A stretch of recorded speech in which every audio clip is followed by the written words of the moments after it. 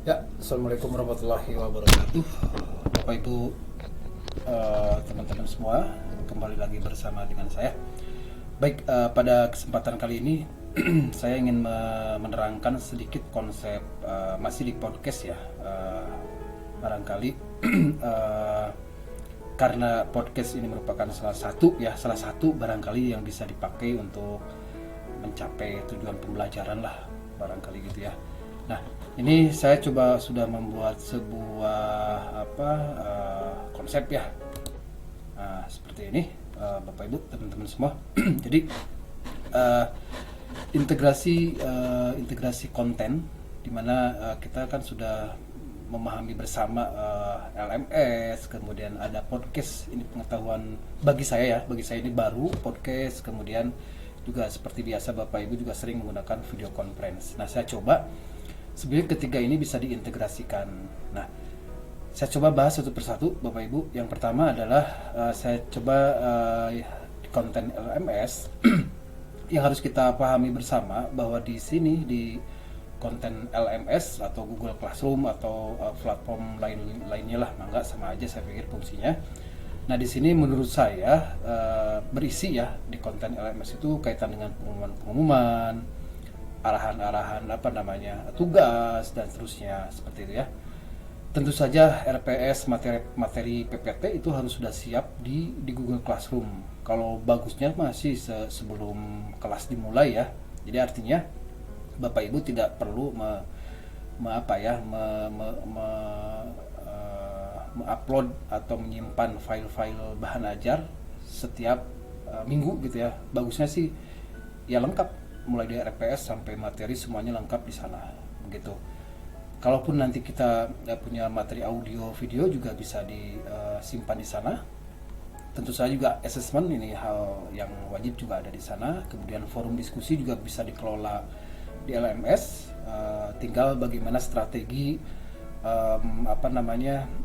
agar membuat mahasiswa itu aktif, bisa berkomentar di sana dan saling bertanya, saling menjawab, saling menambahkan. Mungkin strategi itu yang harus kita rancang gitu ya. Materi-materi lainnya ada e-book dan seterusnya bisa juga disimpan di sana sebagai bahan bacaan, tentu saja bahan bacaan wajib mahasiswa ya. Nah, sehingga di konten di LMS ini Bapak Ibu, teman-teman semua, ini merupakan database. Jadi Google sudah menyiapkan sedemikian rupa nanti terintegrasi dengan Google Drive. Jadi sekali lagi bahwa LMS itu sebagai sumber database utama, gitu ya. Nah, berikutnya di sini ada yang di tengah, saya simpan sengaja podcast itu di tengah ya. Nah, apa sih sebetulnya yang bisa di backup oleh podcast kaitannya dengan materi-materi bahan ajar. Nah, ini sekali lagi berupa narasi atau teori itu yang bisa di backup oleh podcast konten. Nah, yang pertama barangkali tadi penjelasan berupa konsep-konsep secara teoritis Bapak Ibu bisa dijelaskan di podcast. Yang kedua, pembahasan hasil diskusi pun ini bisa dibahas di podcast gitu ya. Jadi tadi assessmentnya atau pertanyaannya atau questionnya, guiding questionnya bisa disimpan di LMS, sedangkan feedback dari Bapak Ibu ya bisa kita jawab melalui podcast. Ya, mengapa ini bisa aja sih sebetulnya Bapak Ibu bisa menjawab di sini, langsung ngetik gitu ya. Langsung ngetik ya, bisa dibayangkan ngetik gitu ya. Ngetik Bapak Ibu itu waktu lagi ya komen gitu, ngetik di komennya mahasiswa gitu ya. Bisa seperti itu. Tapi kalau dengan podcast Bapak Ibu tinggal bicara langsung dengan melihat forum diskusi itu sebagai kontennya Bapak Ibu di dalam podcast, sehingga Bapak Ibu tinggal membahas apa yang ditanyakan di sana atau apa yang dibahas di sana gitu ya. Yang ketiga, ini juga menurut saya penjelasan deskripsi tugas, apalagi kalau kelas paralel ya, ini biar informasinya sama, mungkin ini juga bisa dijadikan media penjelasan tugas-tugas, penjelasan deskripsi tugas dan lain-lain, sehingga akan sama gitu ya informasinya. Jadi cukup satu orang yang menjelaskan, tinggal ya linknya disebarkan ke kelas paralel tersebut. Berikutnya, tugas untuk mahasiswa berupa resume atau menjawab pertanyaan atau presentasi makalah. Saya pikir bisa, ya. Saya pikir bisa di sini. Ya, terutama untuk resume ya. Resume tadi kaitannya dengan barangkali Bapak Ibu memberikan suatu guiding question. Mahasiswa cukup menjawab di podcast seperti itu. Kemudian juga presentasi makalah, saya pikir bisa juga dipraktekkan, gitu. Yang kelima, dosen dan mahasiswa ini juga ya betul tadi harus memiliki akun podcast ya. Tentu saja baik mahasiswa atau dosen harus siap dengan akun podcastnya. Ini bisa dipelajari sangat mudah.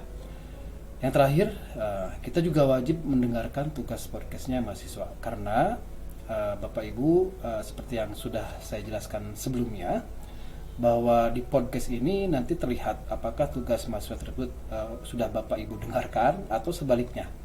Apakah materi-materi dari Bapak Ibu sudah didengarkan oleh mahasiswa, nanti ada terrecord di platform podcast.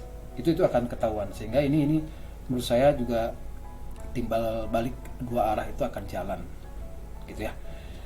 Baik, nah yang ketiga ini ada yang namanya konten di video conference, atau biasa kita menggunakan Google Meet atau Zoom meeting atau Webex atau apapun lah ya, hal-hal serupa dengan ini.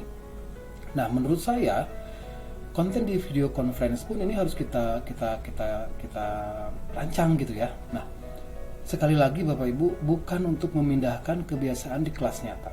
Sehingga bisa dibayangkan kalau kebiasaan Bapak Ibu menjelaskan di kelas, on the spot di kelas, dipindahin ke ke Google Meet misalkan ya, itu bisa berapa jam, atau minimal paling lama 2,5 jam, atau bisa dibayangkan itu tidak efisien. Apalagi kalau kita lihat kemampuan atau hal-hal teknis dikaitkan dengan mahasiswa, apakah dari sisi teknologi, dari sisi jaringan dan lain-lain, ini juga bagi saya ini harus dipertimbangkan untuk ke mahasiswa ya. Kalau dosen mungkin tidak ada masalah. Nah, itu sehingga di sini bukan memindahkan kebiasaan di kelas nyata dipindahin ke kelas online, bukan seperti itu menurut saya. Berikutnya, dosen tidak lagi menjelaskan materi.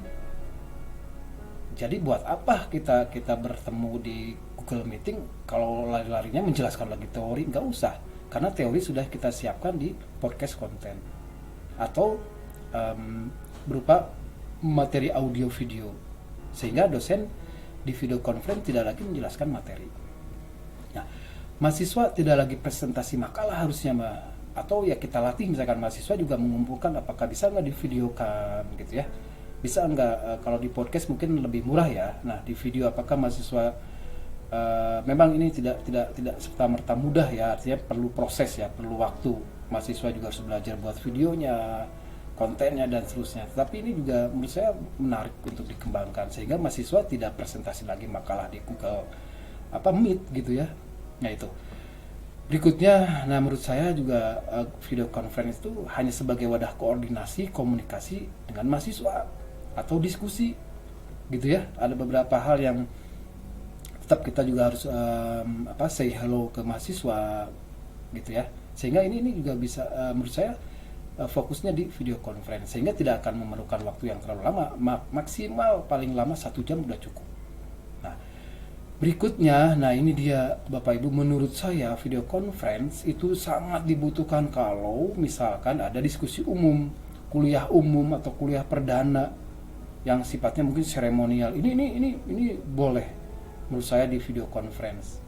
Bahkan saya inginnya, atau mungkin Bapak Ibu juga sudah jalan ya, ada kuliah kepakaran atau dosen tamu, itu menurut saya boleh. Tapi untuk sehari-hari rutinitas saya pikir harus kita strategi sesuai dengan yang tadi saya sampaikan.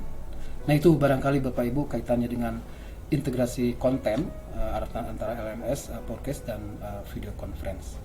Terima kasih sudah menonton, sudah mendengarkan. Sampai ketemu lagi di video berikutnya. Assalamualaikum warahmatullahi wabarakatuh.